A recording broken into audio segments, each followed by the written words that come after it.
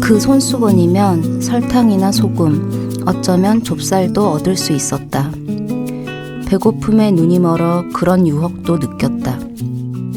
내가 참고 견딜 수 있었던 것은 손수건이 내 운명이라는 믿음 때문이었다. 운명을 포기하면 지는 것이었다. 나는 확신했다. 너는 돌아올 거야 라는 할머니의 작별 인사가 손수건으로 모습을 바꿨음을. 나는 손수건이야말로 수용소에서 나를 보살펴준 단 한 사람이었다고 한 점 부끄럼 없이 말할 수 있다. 헤르타 뮬러의 소설 순군의 중 일부를 읽어드렸습니다. 루마니아의 17살 청년 레오폴트는 1945년 1월 소련 재건을 위해 우크라이나 수용소로 끌려갑니다. 히틀러가 저지른 범죄에 책임이 있는 독일계라는 이유에서였는데요.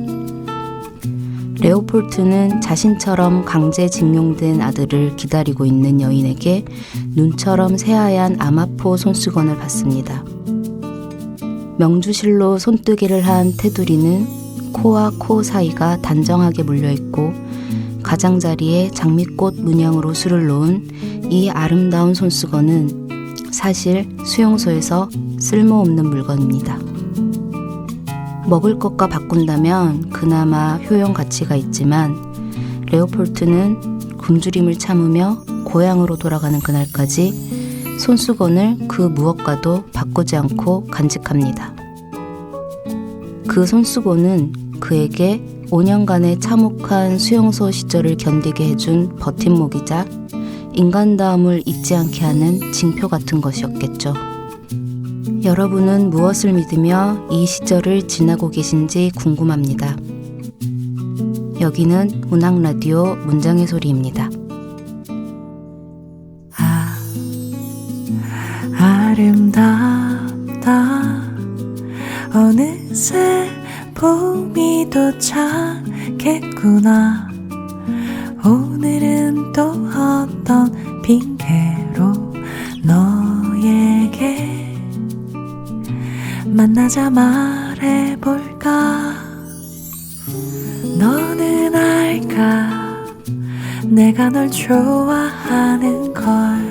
사실은 꽤 오래됐지 처음 만난 날부터. 문학라디오 문장의 소리. 안녕하세요. 문장의 소리 DJ 최진영입니다. 새 책을 낸 작가를 모시고 작품을 둘러싼 다양한 이야기를 들어보는 시간 지금 만나요 시작합니다. 오늘은 조혜진 작가님 모셨습니다. 어서 오세요. 예, 안녕하세요. 소설 쓰는 조혜진입니다. 네, 반갑습니다. 네, 요리를 조금 좋아하고 설거지를 싫어하는 조혜진입니다. 저랑 반대세요. 아, 진짜요? 네, 설거지를 좋아하세요? 차라리 설거지가 낫다. 요리는 너무 어렵다. 요리를 아주 조금 좋아한다는. 네, 아주 조금만 좋아하고. 네. 뭔가 요리를 하면 네. 뭔가 계속 마이너스가 되는 기분인 거 있잖아요. 이거를 이 재료만으로 먹었어도 훨씬 맛있었겠다. 뭔가 자꾸 이렇게 저가 작아지더라고요. 그래서 설거지는 중간만 해도 되니까.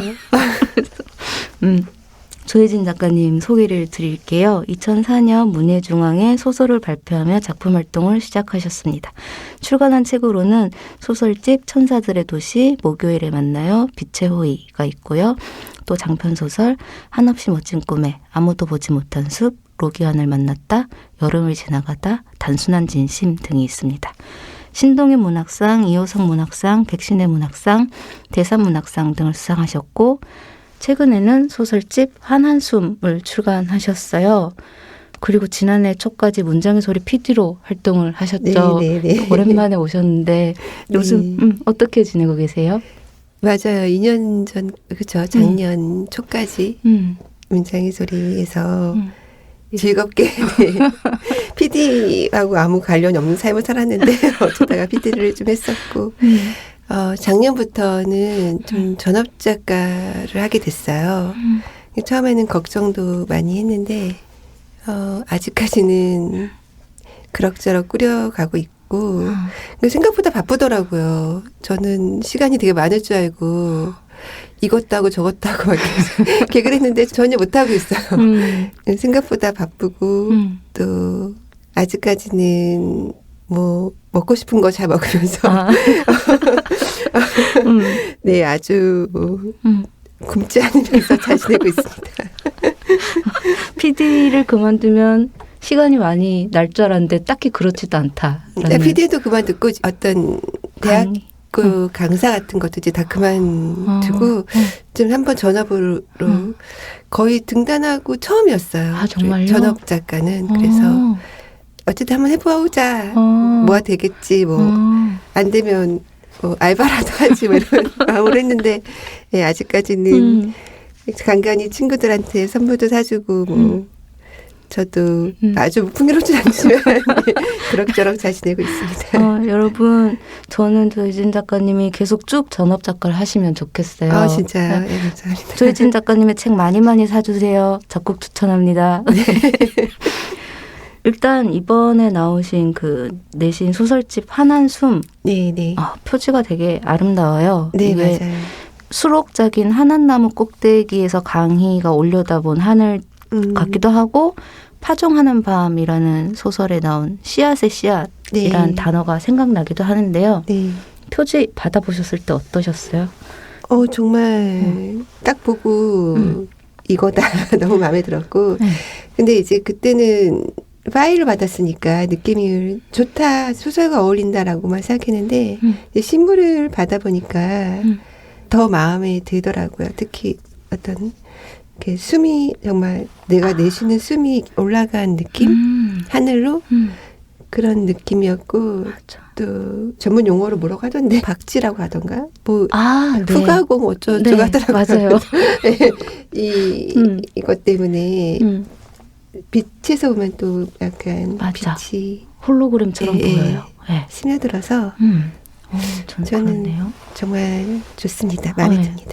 네. 저는 개인적으로 이 색감이 작가님과 너무 잘 어울리는 것 같아요. 이 색감이 네. 약간 새벽 같기도 한 네. 푸르스름한 이 색이 되게 멋있다는 생각을. 네, 맞아요. 저도 잘 어울리는지는 모르겠지만 저는 너무 새벽 어스름 같기도 하고 그렇죠. 네. 그리고 제목은 하얀색이야. 이게 너무 좋더라고요. 그러네요. 네, 그래서 정말 좋다라는 생각을 했습니다. 감사합니다.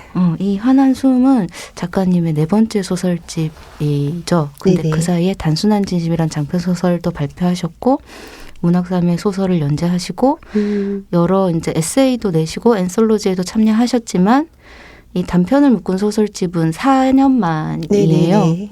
이번에 단편을 묶으시면서 이전에 빛의 호의를 묶을 때와 좀 달라지신 점, 어떤 느낌의 변화 이런 게 있었을까요? 글쎄요. 일부러 뭐 처음부터 이제부터 이런 얘기만 해야지 이런 생각은 안 하잖아요. 소설을 쓸 때. 그런 건 아니었는데 막상 소설 그동안 쓴 걸 이렇게 모아보니까 동시대 얘기가 많더라고요. 빛의 호의 같은 경우는 약간 역사적인 소재도 많았고 또 시대와 지역을 초월한 유대, 연대 이런 얘기가 많았는데 한한숨은 현재 동시대 문제들을 좀 더 많이 얘기하고 있구나 이런 걸 깨달았고 또 처음부터 한한숨이라는 제목을 생각했던 건 아니었는데 소설들을 모아놓고 읽어보니까 그러니까 숨이라는 단어가 보였고 그 경계에 있는 사람들이 많이 나오더라고요. 맞아. 근데 그 사람들을 이어주는 게 또 숨이고 어떤 기체 이미지, 숨일 때도 있고 안개, 구름, 어떤 무형의 물질이 많이 나와서 그 숨이라는 거를 제목으로 써야겠다라는 생각을 했고 근데 그 숨이 교환하는 숨이라고 생각했어요. 네. 한 사람이 숨이 아니라 그래서 작가의 말에도 썼지만 어둠 속에 있는 얘기가 많지만 결국 환해지기를 바라는 마음으로 이렇게 제목을 짓게 됐죠. 아, 작가님께서 직접 지으신 거예요? 한한숨 이렇게. 네, 그 친구들하고 같이 얘기하고 그러면서 짓게 된 제목이죠. 저 혼자 지은 건 아니고 주변에 많이 물어보고. 네. 제목도 정말 좋은 것 같습니다. 저희가 마스크를 쓰고 다닌 지가 1년이 넘어가지고 네. 서로의 숨결을 또 두려워하게 됐잖아요. 그렇죠. 그래가지고 제목이 더 의미 있게 와닿았던 것 같은데 첫 번째 실려있는 소설인 환한 나무 꼭대기부터 이야기를 한번 해볼까 합니다. 이 소설은 혜원이 죽었다라는 첫 문장으로 시작합니다. 스님이 되려고 했다가 속세로 돌아온 강희가 요양보호사 일을 하면서 동창이기도 한 말기암 환자인 혜원을 돌보다가 이제 떠나보내게 되는 이야기로 시작을 하는데요. 좋은 시인의 시에서 제목을 가져오셨다고 하셨어요. 네. 그 시에서 출발하게 된 이야기인가요? 아니면 그냥 제목을 빌려오게 된 건지. 제목을 짓고 소설을 쓸 때도 있지만 안 짓고 쓸 때도 있잖아요. 이 소설도 약간 안 짓고 쓰다가 사실 어떤 제목이 있었는데 저 그거 너무 거창해서 말씀드리기가 좀 부끄러워요. 지금. 김승호 문학상이 실렸던 그 작가의 에세이에 본 것 같아요. 네. 너무 거창한 제목이어서 쓰다가도 너무 제목이 크다 이런 생각을 계속 하고 있었는데 그러다가 그 조은 시님이 그 문장의 소리 오셨었어요. 그래서 이제 저도 시집을 읽고 하면서 그 시가 정말 좋더라고요. 그래서 그리고 어떤 이미지가 그려졌어요. 그렇지 않아도 이제 소설의 끝부분을 쓰고 있었는데 아마 그랬을 거예요. 근데 그때 그 강의가 올려다보는 그런 나무 꼭대기가 환할 것 같더라고요. 그런 여러 가지 이미지가 그려지는 시여서 제가 허락을 구하고 제목을 빌려오게 됐죠. 딱 좋은 타이밍에 잘 만났네요. 네네네. 그 시와 소설이 네네. 좋네요. 본래 작가님 소설에, 그러니까 일반적으로 많은 분들의 소설에 또 고독하고 상실을 겪은 인물들이 많이 나오지만 네. 작가님의 인물들은 유독 그 고독과 상실을 더 깊이 느끼는 것 같아요. 그리고 인간의 내면을 시각화한 묘사 때문인지 그 감정들이 더 절절하게 와닿습니다. 그 예를 들면 환한 나무 꼭대기라는 소설 중에 이런 문장이 있어요. 외로움이 해변의 태적물이라면 불안감은 부둣가에 버려진 내용을 알 수 없는 상자들 같았다. 작가님께서 생각하시는 외로움과 불안함은 어떤 걸까요? 근데 이 인물들이 많이 네. 정말 그 말씀하신 대로 경계에 서 있고 네. 불안과 외로움이 정말 없을 수 없는 인물들이어서 네.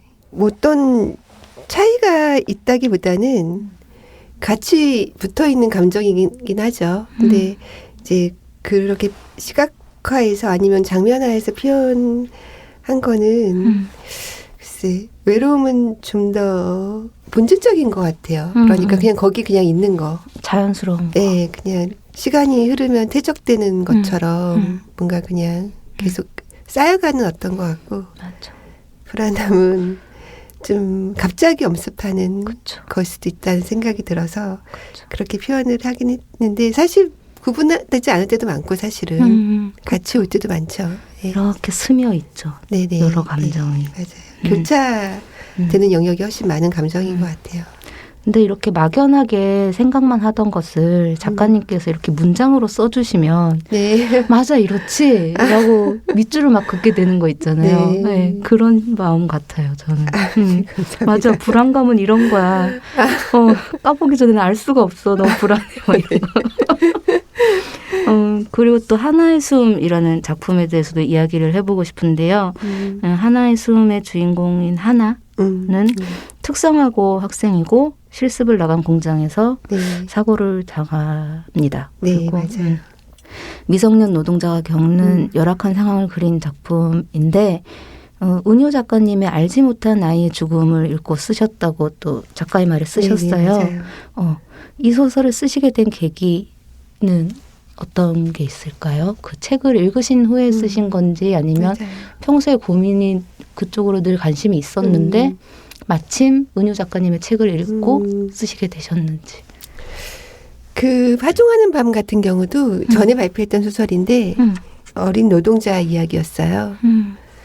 아마 이제 관심은 기본적으로 있는데 그 피상적으로만 저도 생각을 했을 거예요. 그러다가 은유 작가님 책을 읽으면서 좀 더 구체적으로 느껴졌고 기본적으로는 좀 사실 노동자, 특히 어린 노동자의 죽음이라는 게 너무 슬픈 일인데 불편해하는 소재일 수도 있잖아요.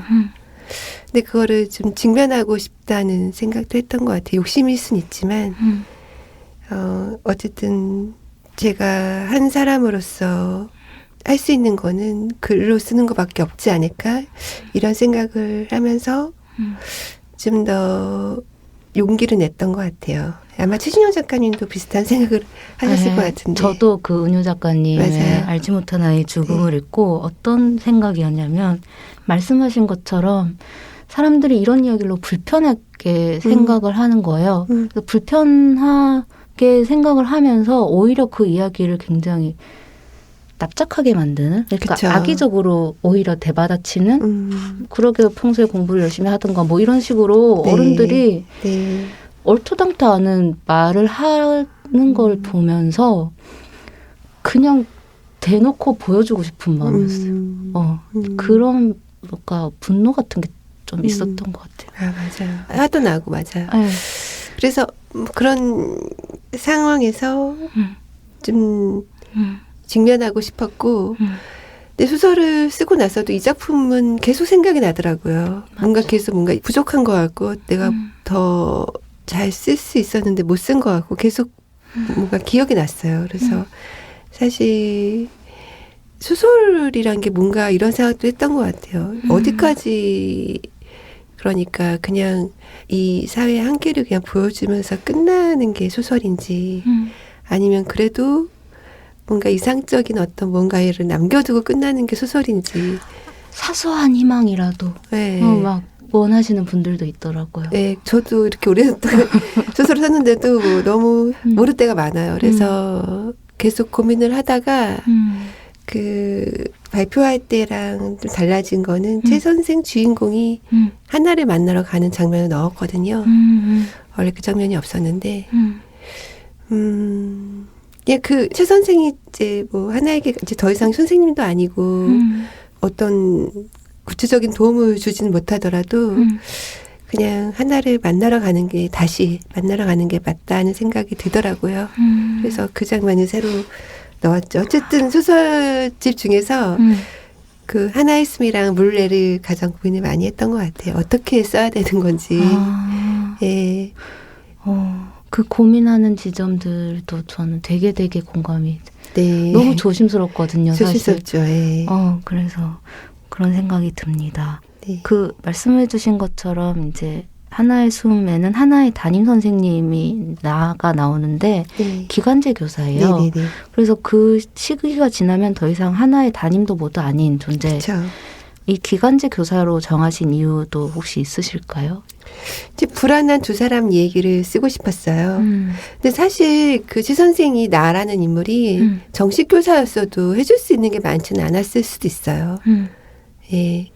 그렇지만 일단 기간제 교사로 설정함으로써 어떤 한 사람이 다른 한 사람을 절대적으로 보호할 수 없는 이 현실, 이 상황을 좀 더 부각하고 싶었고 또 제가 소설을 지금까지 쓰면서 좋아한다고 해야 되나? 많이 써온 구성이긴 해요. 그러니까 어떤 한 타자를 그냥 파고드는 이야기보다는 그 타자를 바라보는 또 다른 인물? 서로에게 타자겠죠. 그러니까. 그 두 인물의 어떤 좁히고 싶지만 좁혀지지 않는 거리나 어떤 그 사이에서의 어떤 윤리적 갈등이나 공감을 하려고 하는 시도. 그래서 공감의 여지를 남겨두는 어떤 장면들 이런 거를 제가 많이 써왔어요. 그래서 아마 그 하나의 숨에서도 최 선생과 혹은 하나의 엄마 이 인물들의 어떤 거리 그 자체를 좀 보여주고 싶었던 것 같아요. 그 택시 안에서 이제 담임이 하나의 엄마한테 저 기간제 교사라고 네네. 그 장면이 저는 정말 너무 인상적이었거든요. 그때 네. 딱 그 긴장감과 어떤 네. 그런 거. 여러분 조혜진 작가님의 환한 숨이라는 소설집을 사서 읽으시면 저희가 지금 나누는 모든 이야기를 다 이제 아실 수 있습니다. 네, 전업입니다. 네, 많이 사랑해 주세요. 또 이제 그 지금까지 저희가 얘기한 하나의 이야기는 파정하는 밤이라는 소설에 네. 나오는 소년 M을 떠올리기도 하는데요. 네. 공장에서 수은 중독으로 사망한 소년입니다. 그리고 네. 파정하는 밤의 화자는 미디어 아티스트인데 폐허 속에서 익명의 죽음을 주제로 작품을 만듭니다. 그 나의 남편이 불쌍하게 죽은 사람들을 찍는 것을 위안으로 삼냐고 비난을 해요. 네. 거기에 대해서 이제 화자는 산자의 기억은 죽은 자의 유일한 특권 이며 위안이 맞다고 답하는데요. 작가님께서 소설에서 타인의 고통에 대해서 말씀하시는 거, 그런 고민, 네. 그런 게 담겨 있는 것도 같았어요. 네, 맞아요. 네. 그 타자의 고통, 타인의 고통을 재현하려고 늘 애쓰고 그 인물에 빙의되어서 최대한 쓰려고 하죠. 그런데 어쩔 수 없는 거리는 늘 있는 것 같아요. 근데 그 거리를 저는 인정하는 쪽이에요. 근데 맞아. 예, 그 거리를 무화시키거나 아니면은 뭐 없다고 생각하거나 이러진 않아요. 있다고 전제하고 인정하고 시작을 하죠. 그렇지만 애쓰는 것과 애쓰지 않는 것은 차이가 있는 것 같아요. 맞아. 그 거리를 인정하되 그 거리를 좁혀보려고 애쓰는 것은 필요하다고 생각하고 그래서 그런 문장도 산자의 기억은 죽은 자의 특권이다. 이런 문장도 아마 그런 맥락에서 쓴 것 같고 그리고 방금 전에도 말씀드렸듯이 인물 설정에서 좀 두 인물을 많이 두 세계를 좀 많이 써왔던 것 같아요. 좀 그 파종하는 밤에 또 그런 문장도 나오거든요. 고통스러운 위안이었다. 예, 그것이 이제 우리를 이렇게 위안이 되고 그러니까 그 거리를 인정하되 어쨌든 좁히려고 애썼던 그 과정이 우리에게 위안이 되지만 가끔은 또 그 위안이 완벽한 위안이 되지 못하는 거죠. 예, 가끔은 고통스러운 그런 네, 고통이 될 수도 있는 위안인 거죠. 그런 생각으로 소설을 썼던 것 같아요. 작가님께서 말씀하신 그 우리가 타인의 그것을 다 이해할 수는 없지만 애쓰는 마음, 네. 그게 그냥 이 작품집에 실린 작가님의 모든 소설을 하나로 묶어주는 말인 것 같아요. 다들 애쓰고 있고. 네. 그래서 좀 어두운 숨이 아니라 환한 숨이라고 제목을 지은 것도 좀 제 생각에는 그런 여지가 있는 맞아. 작품이라고 생각했기 때문에 네. 맞아요. 좋습니다. 그리고 또 흩어지는 구름이라는 작품에는 이제 더 이상 열정이 한가운데 있지 않고 젊음도 꿈도 사랑도 사그라들고 있는 연인이 네네. 나오는데요. 그러니까 나의 연인인 호재와 나의 이야기인데 예전과 달라진 연인 호재의 속물스러움에 내가 실망하는 내용도 나오고 네, 맞아요. 저는 개인적으로 이 흩어지는 구름의 엔딩이 너무 멋있다. 엔딩이 너무 좋았어요. 진짜요? 네. 그러면서 그렇죠. 모든 관계가 한순간에 끝날 수 있더라고요. 네. 그래서 그런 마음. 멋지다. 이 엔딩 너무 좋다라는 생각을 하면서 이제 제가 생각한 게 작가님의 소설을 읽으면서 제가 늘 이렇게 환호하는 지점이 그 지점인 것 같아요. 엔딩이 너무 다 좋다. 탁월하다. 그래서 정말 잘 오랫동안 생각하고 잘 빚어낸 엔딩이랄까? 그래서 정말 작품 같은 느낌이 들 때가 되게 많거든요. 감사합니다. 이건 작품이다라는 느낌? 이제 저희 개인적인 어떤 사심을 방금 말씀을 드렸고, 네. 이 파종하는 밤에 이제 등장하는 인물들처럼 나이가 들어가면서 기회는 오지 않고 꿈은 높은데 현실은 혹독한 상황에서 무뎌지고 변할 수밖에 없는 그런 뭐 사람들, 관계들, 그런 생각이 들었어요. 이 이야기는 어떻게 쓰시게 된 이야기예요?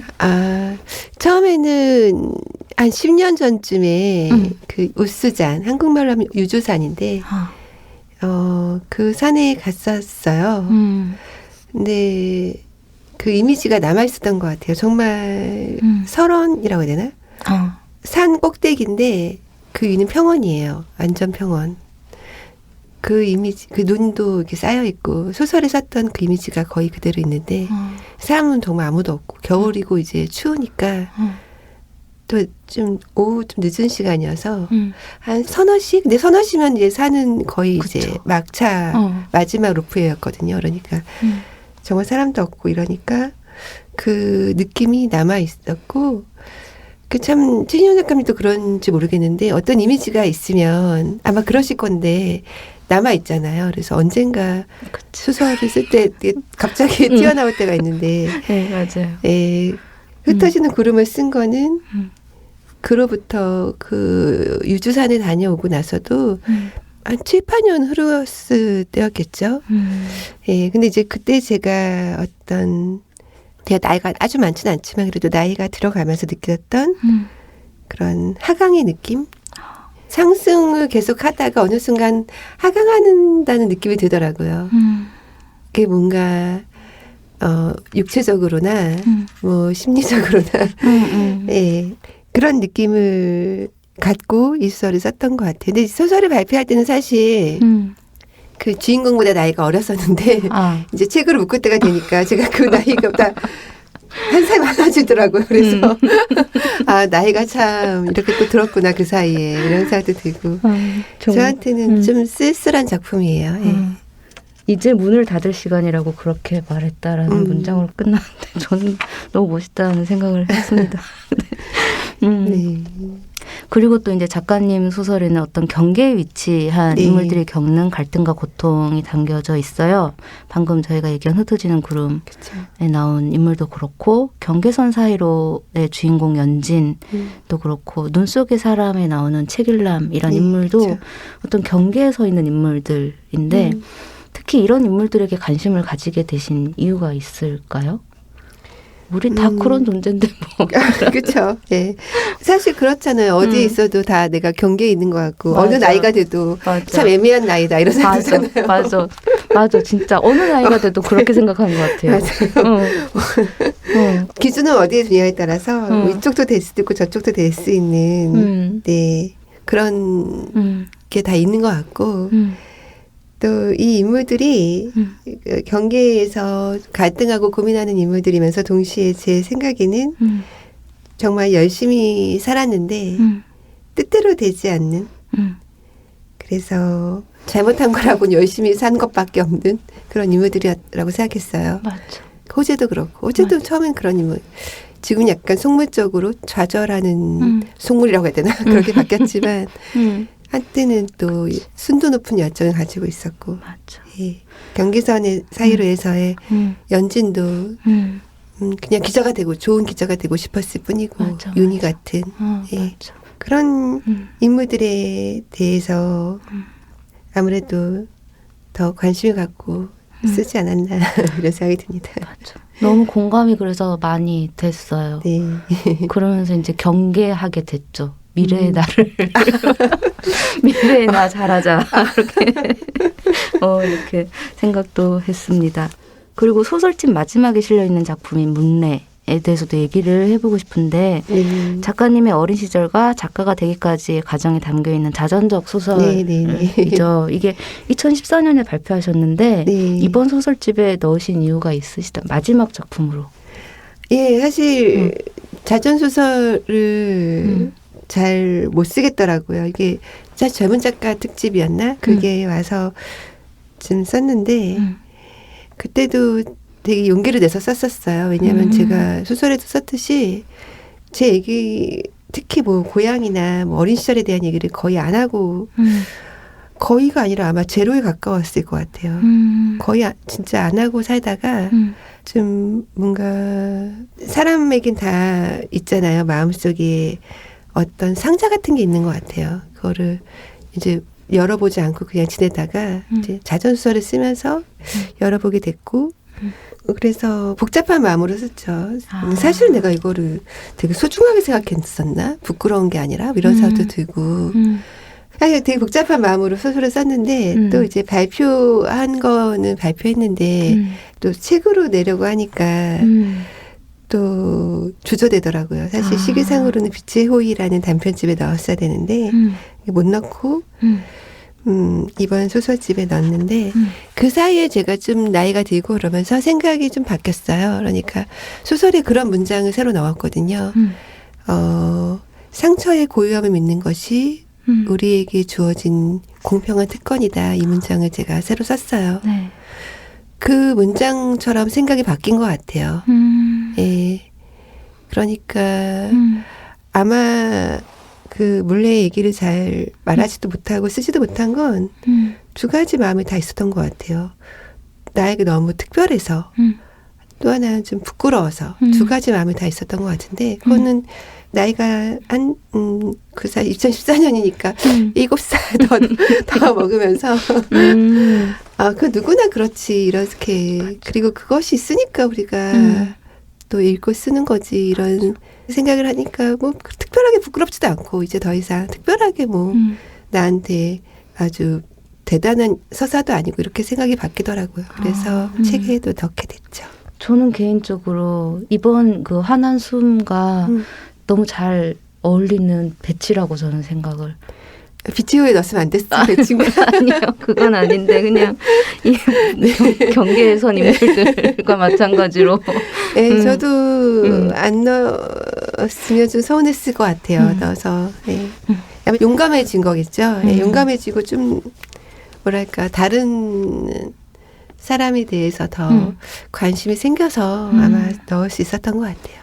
네, 여러분 조혜진 작가님의 환한 숨을 사서 읽으시면 작가님의 자장소설인 문래 또 마지막에 읽으실 수 있습니다. 네. 네, 그러면 이번에는 내가 가장 사랑하는 문장들 해볼 건데요. 네. 낭독해 주시는 순서예요. 네. 어떤 부분 낭독해 주실 건가요? 네. 환한 숨을 읽으려다가 제가 작년 연말에 김현 시인하고 영화를 보고 쓴 편지를 네.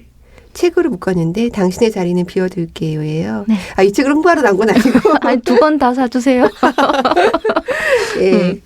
이 책에서 이제 김현 시인이 쓴 부분에서 네. 이 편지를 받고 사실 하나의 숨 마지막을 생각할 수 있었거든요.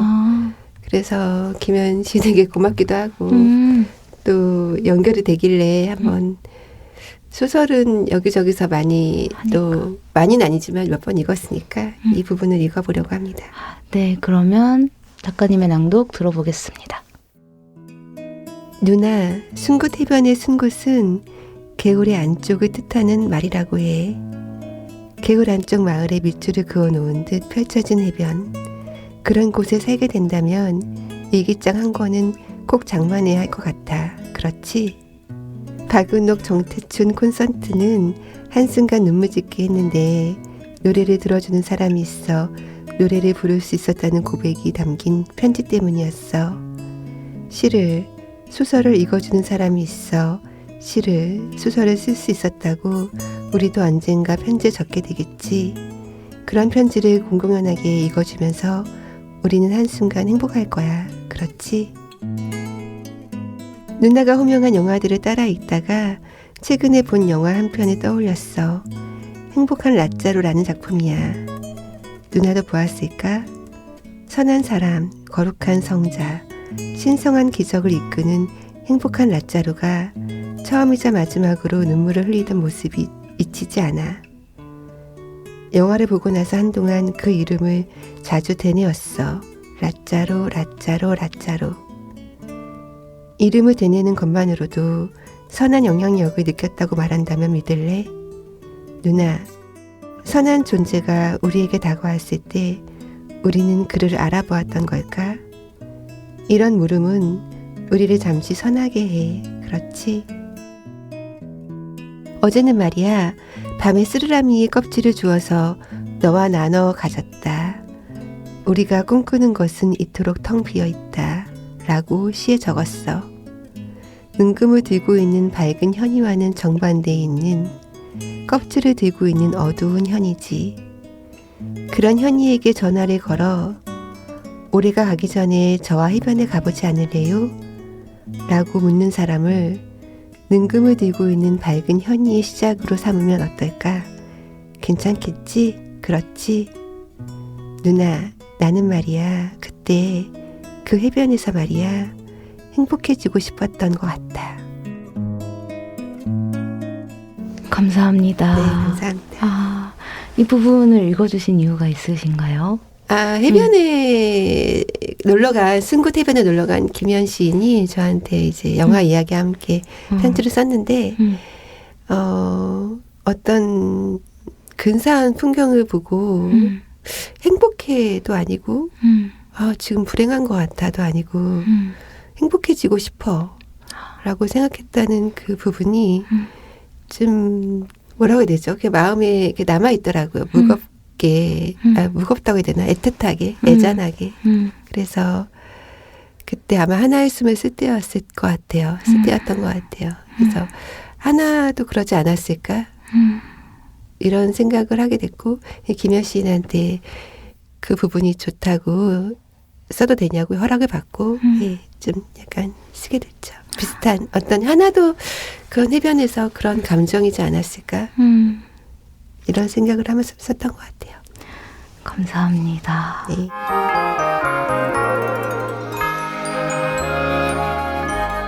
그러면 지금 만나의 마지막 코너 마이 페이보릿 해보겠습니다.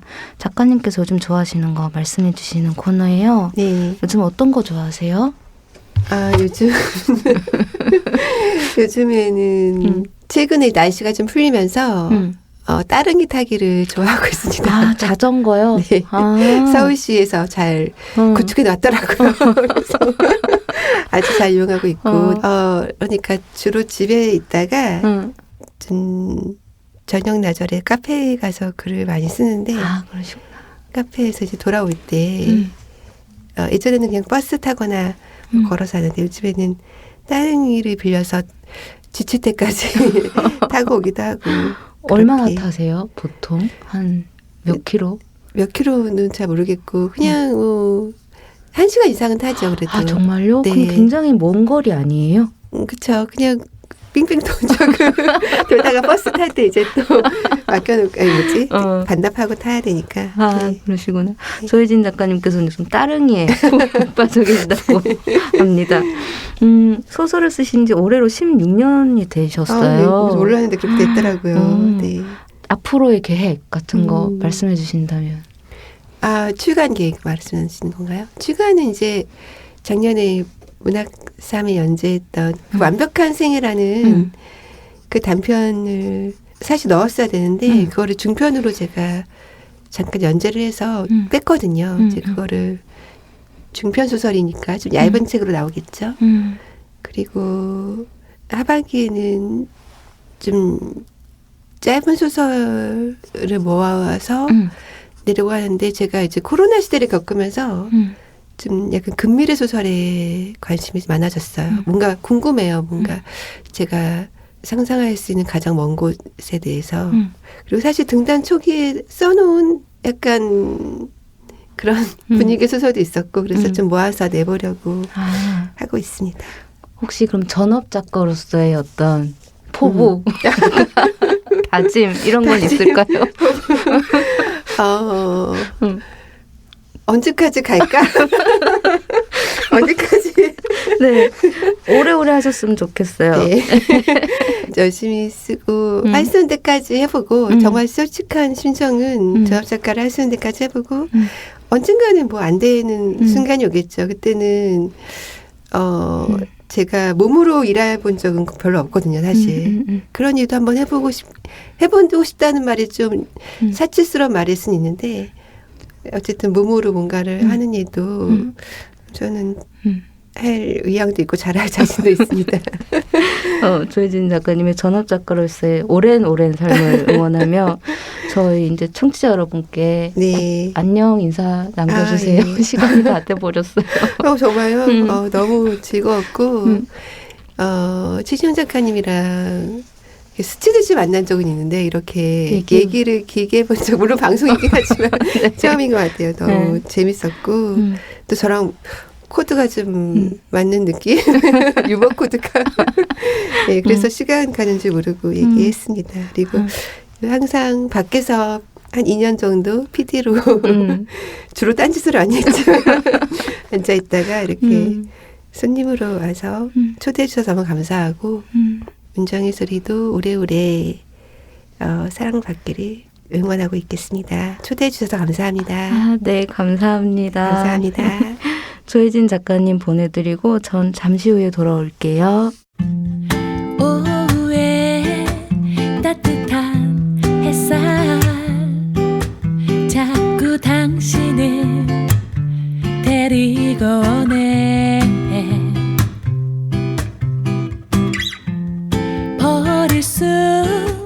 없었던 그날 그 기억들 아직 저 빛들 속에 숨어있나.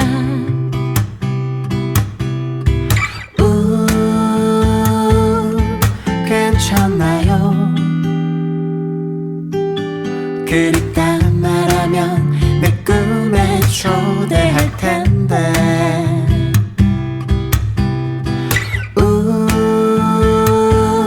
괜찮나요? 그립다 말해요. 오늘 그대를 초대할게. 문장의 소리.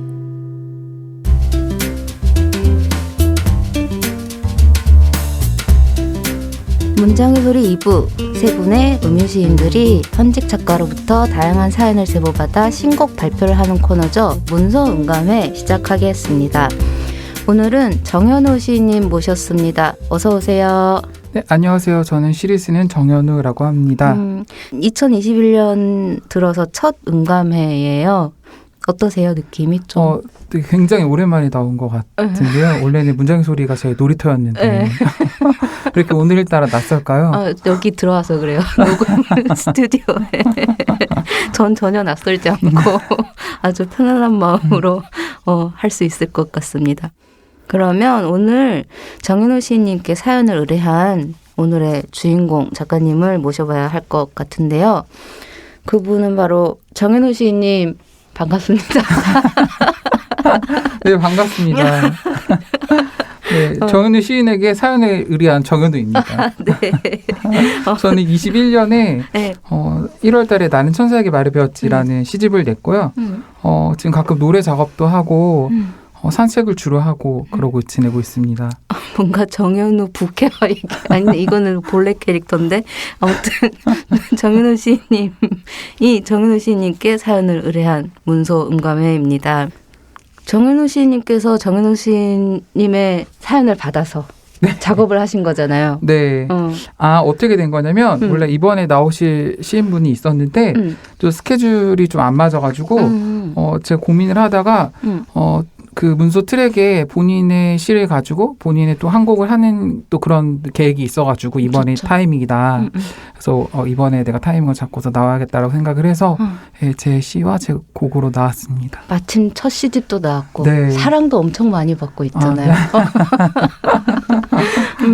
그러면 정현우 시인님께서 만드신 곡을 듣기 전에 정현우 시인님께서 제보하신 사연이 어떤 내용일지 저희가 들어볼까 합니다. 사연 신청서를 정현우 시인님의 목소리로 들어보겠습니다. 네, 안녕하세요. 저는 시 쓰는 정현우입니다.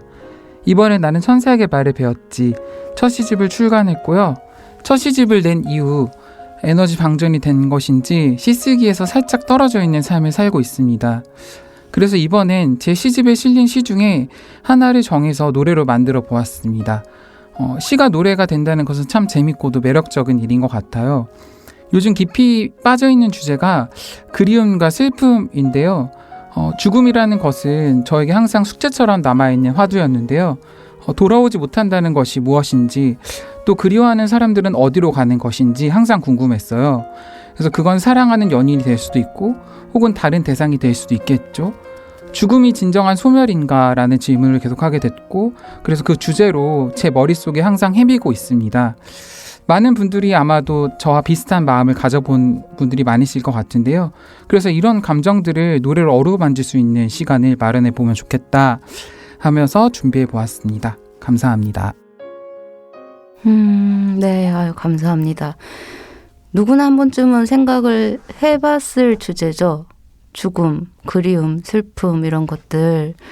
이런 주제에 대해서 골몰하게 된 계기가 있으신가요, 혹시? 제가 좀 유년 시절이나 어떤 또 군대에서도 그렇고 어떤 터닝 포인트들이 있었거든요. 큰 죽음들을 좀 접하면서 그런 큰 에피소드들이 저에게 죽음이 굉장히 살갗에 와닿으면서 그런 것들이 시 쓰는 어떤 자양분이 된 것 같아요. 네. 그래서 어떤 그런 에피소드는 또 제가 나중에 또 자세히 말씀을 드리겠지만, 네. 네. 맞아요. 저도 그냥 그래서 자꾸 다른 세계를 만들어 보는 것 같아요. 저도 죽음 이후를 생각하고 싶어서 그런 것 같습니다. 첫 시집을 내고 나면 긴장이 풀리면서 좀 우울감에 사로잡히기도 하고 사실 첫 책이란 게 그런 감정을 주기도 하는데 정현우 시인님께서도 첫 시집을 내시고 방전이 되어서 시에서 네. 살짝 떨어진 삶을 살고 계시다고 하셨어요. 첫 시집을 낸 뒤에 감상은 어떠세요 혹시?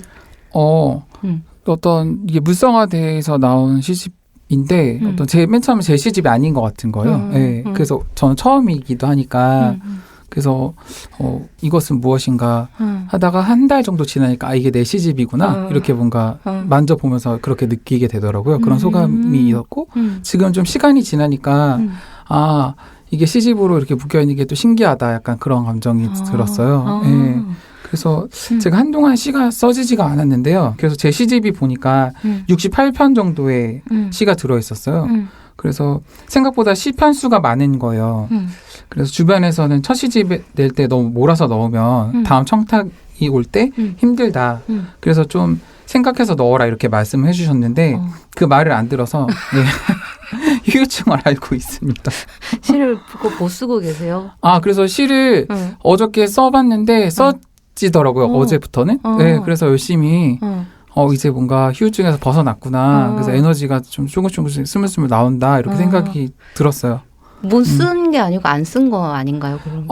두 가지인 것 같아요. 예, 쓰기 싫음과 그래도 뭔가 잘 쓰고 싶은데 잘 안 써지는 느낌과 약간 그런 느낌들. 그렇죠. 예. 복합적이죠. 예.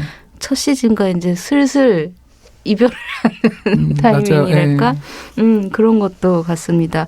여러분, 정현우 시인의 시집, 첫 시집 많이 사랑해 주세요. 네.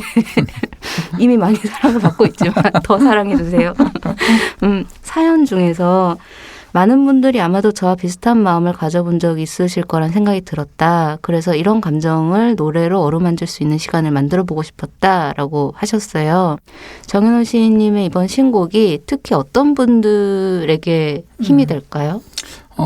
어떤 상실의 경험 그리고 이미 지나온 슬픔들을 다시 짚어보는 시간을 만들었으면 좋겠다는 생각을 했고 그리고 결국에 만질 수 없고 볼 수 없는 마음을 어떤 재회의 공간으로 끌어들여서 그것을 조금이라도 느껴보면 좋겠다. 약간 그런 감정을 담아서 만든 곡이에요.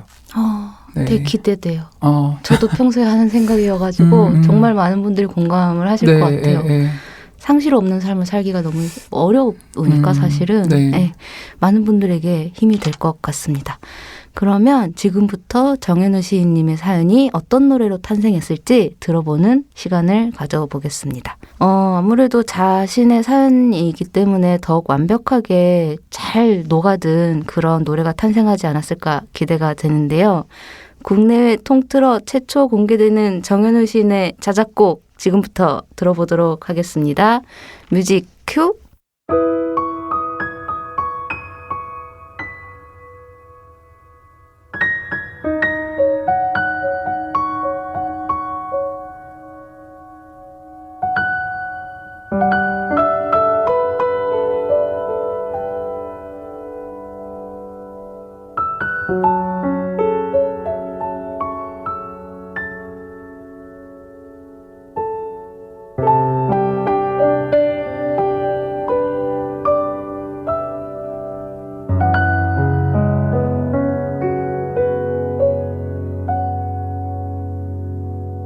깨진 마음은 나무가 되고 달빛이 숨죽이는 밤 거울에 비치는 내 모습 가득히 잊혀지는 왜 그리 별들은 빛나고 바람은 왜 밀려오는지 고요히 차오르는 마음 부서진 시간을 넘어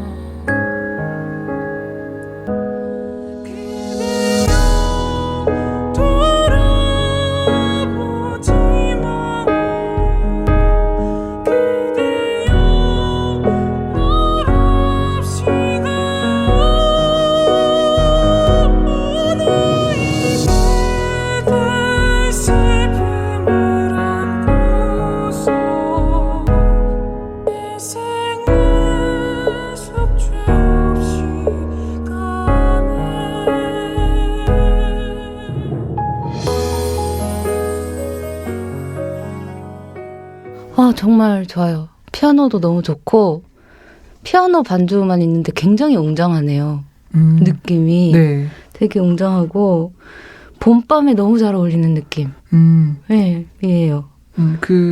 이 곡이 2절에서 이제 백꽃이라는 또 단어가 나오고 어떤 이제 봄밤인데 이제 어떤 꽃잎들이 막 흩날리는 약간 그런 장면들인데 이제 어떤 밤과 낮이 같이 공존하면서 뭔가 이제 만날 수 없는 약간 그런 공간의 느낌을 주고 싶었어요. 제가 쓰고 싶었던 곡과 느낌과 보컬은 네, 전달이 됐는지 잘 모르겠는데 되게 잘 느껴졌어요. 그 봄밤이라는 게 너무 네. 확 와닿았고 네.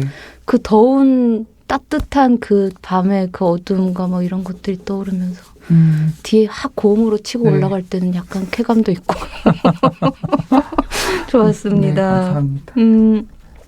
이 곡의 어떤 부분이 제일 먼저 떠오르셨어요? 가장 먼저 떠오르는 장면이 어떤 깨진 거울 앞에서 서 있는 사람이 생각이 났어요. 그래서 그 금이 간 거울 속에 나를 보고 내 이제 얼굴이 비치잖아요. 그래서 왜 금이 갔을까 생각을 하게 되고 그리고 저 깨진 거울 너머에 어떤 세상이 있다면 그 세상은 또 어떤 공간으로 이루어져 있을까 또 그런 깨진 존재들을 또 어떻게 내가 바라볼 수 있을까 결국엔 또 우리는 깨진 또 존재가 되니까 그럼 어떻게 또 이런 거울이라는 매개체로 또 이어질 수도 있을까 약간 뭐 그런 깨진 감정들 같은 것들을 좀 표현해 보고 싶었어요. 네. 그 깨졌다는 게 되게 아름답게 지금 들려요. 그 되게 아름다울 것 같다. 그냥 깨지지 않은 거울보다는 네. 깨진 거울로 보는 그게 되게 아름답게 애잔하고 아름답게 느껴집니다. 네, 너무 좋았습니다. 이전에는 그 김재현 시인님과 콜라보 작업이었고 이번에는 이제 시인님의 사연으로, 그러니까 자신의 사연으로 작곡과 작사까지 하시게 되었는데 이전 작업과 비교했을 때 어떠세요? 이번에는 제 시로 음악을 만들게 되었는데요.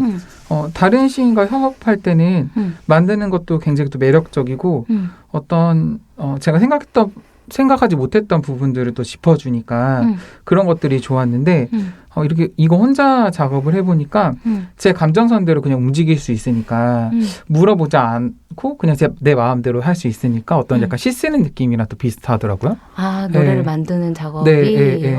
그러셨구나. 근데 협업했을 때는 또 여기는 어떤 악기가 들어갔으면 좋겠다. 여기는 어떤 멜로디가 들어갔으면 좋겠다. 혹은 여기는 어떤 가사가 들어갔으면 좋겠다. 이렇게 피드백을 주고 받으니까 그런 것들이 이렇게 딱 찰떡처럼 맞을 때가 있는데 약간 물음표가 될 때도 있거든요. 혼자 하니까? 그럴 때는 또 이제 어떤 교집합점을 또 찾아야 되고 하는 거니까 그래서 또 결과가 좋게 나오는 경우도 있고 아닌 경우도 있고 약간 복불복인 것 같아요. 맞아요. 근데 완벽하게 좋은 건 참 찾기 힘들어. 다 장단점이 있죠. 그 노래 하실 때 목소리가 너무 좋으세요. 네. 미성 정말 네. 미성 끝판왕. 평소에 목 관리 어떻게 하세요? 평소에 레몬 물을 좀 많이 마시고요. 네, 그리고 담배를 안 피고 담배를 군대에서는 후임한테 잠깐 배워가지고 한 몇 번 피워봤는데 안 맞더라고요. 그건 뭐 안 피운 거지. 네. 그래서 그때 이후로는 담배는 안 피우고 아마 레몬 물이 되게 목에 좋거든요. 그래요? 이렇게 목을 촉촉하게 계속 해줘야 노래할 때도 잘 나오고 목이 되게 메마르면 안 되거든요. 미지근하게 아니면 그러니까 상황에 따라 다른데 고음의 목소리를 낼 때는 이렇게 성대가 맨질맨질해져야 되니까 차가운 레몬물이 중요하고 그리고 저음이 낼 때는 약간 성대를 풀어줘야 되니까 미지근한 물이 좋고 약간 이렇더라고요. 되게 디테일하다. 네. 그 레몬수의 온도까지 네. 다르게 이렇게 레몬수를 드신다고 합니다. 몇 대 몇 비율로 섞으시나요? 저는 되게 엄청 신 거를 잘 먹어서 레몬 그냥 짜서 그냥 먹기도 하거든요. 그래요? 그래서 레몬 자체가 되게 목에 좋아서 보통은 되게 신 것들이 목에 되게 좋고 목소리를 좀 이렇게 청량하게 만들어주는 그래서 그렇구나. 또 의외의 상식을 또 이제 배웠습니다. 그 노래를 듣다 보니까 잠시 이제 옛날 사극 같은 것도 생각나고 뭔가 이렇게 이별 이야기가 담긴 드라마도 생각나고 그랬는데 실제로 드라마 OST 작업도 하셨어요? 들었어요. 네. 그렇게 들었는데 이번 작업과 OST 작업과 비교를 해본다면? 네, 영화 OST 작업도 했었고 음. 지금 드라마 OST 작업도 하는데요. 노래를 작곡하는 순서나 감정은 비슷한 것 같아요. 드라마나 영화 같은 경우에는 그 장면에 어울려야 되는 노래니까 아무리 좋은 노래더라도 이게 안 맞으면 쓰일 수가 없거든요. 그러니까 먼저 그 장면에 어울릴 만한 노래인가 그게 가장 중요한 것 같아요. 그리고 곡을 쓰는 거나 이런 것들은 비슷한 것 같고 이제 그 장면에 따라 어울리면 쓰게 되는 거고 안 어울리면 못 쓰게 되고 약간 이런 느낌? 예. 그러니까 아무래도 장면에 위주로 맞춰서 곡을 쓴다고 그쵸. 생각을 하면 될 것 같아요. 예, 그런 OST 곡 같은 경우는. 일단 어떤 장면이 주어지는 거니까. 네. 아니면은 어떤 주인공의 감정선이나 어떤 그런 상황들을 좀 대변할 수 있는 네, 가사들을 좀 생각을 했던 것 같고. 예. 뭐 이러나 저러나 그냥 내시 가지고 내가 쓰는 곡이 제일 그냥 좋을 것 같다는 생각이 맞아. 듭니다. 예. 재단 안 하고 그냥 그쵸. 마음대로 할 수 있으니까. 네. 예. 창작자의 특권이랄까요? 뭐 이런 생각도 들고 네. 저희가 오늘 들은 부분은 신곡의 1절 부분이었어요. 그 2절도 상당히 기대가 되는데 이 전곡을 들을 때 이 네. 부분을 좀 중점적으로 들으시면 좋겠다라고 하시는 어떤 포인트가 있으실까요?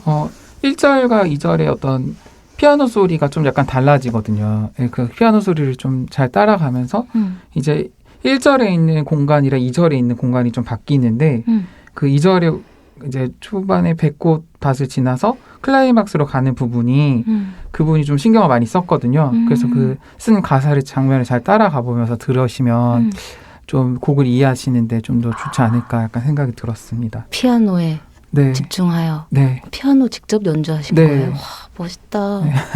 멋있습니다. 피아노 너무 좋았어요. 그 전주만 들어도 네. 정말 좋았고 2절도 정말 기대가 됩니다. 오늘 문소음감에 일부에 참여해 주셨는데 어떠세요? 오랜만에 노래를 들고 찾아왔는데요. 고향 동네에 온 것 같은 느낌이 들기도 하고. 배밭에 온 것 같죠? 네.